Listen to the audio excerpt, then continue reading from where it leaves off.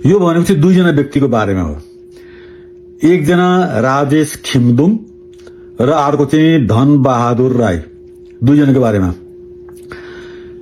अब पहिलो राजेश खिम्दुङजीबाटै सुरु गरौँ। राजेश खिम्दुङजी, यदि तपाईँले मेरो भिडियो हेर्दै हुनुहुन्छ भने सबैभन्दा पहिला मेरो नमस्कार, मेरो अभिवादन स्वीकार गर्नुहोस्। तर मैले भन्न खोजेको के भने नि, राजेश खिम्दुङजी, तपाईको चाहिँ जुन क्रियाकलाप छ, तपाईको जुन प्रस्तुति छ, अलिकति कस्तो भयो भने ढुलमुल किसिमको भयो, चित्त बुझ्नु छैन। अघि तपाईँ भन्नु त भन्नुहुन्छ म राम्रो काम गर्नको लागि, अब जता राम्रो काम हुन्छ त्यो राम्रो कामको लागि नै म पछि लाग्छु, त्यसैको चाहिँ समर्थन गर्छु, नराम्रो कामको कहिले पनि समर्थन गर्दिनँ भनेर भन्नुहुन्छ हैन। त्यत्रो काम गरिसक्नुभयो।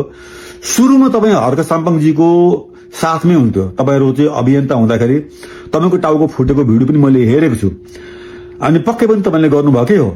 अहिले पछिल्लो पल्टमा के भयो कसो भयो थाहा भएन है, तर तपाई कुनै पनि अभियानमा त्यहाँ देखिनुहुन्न।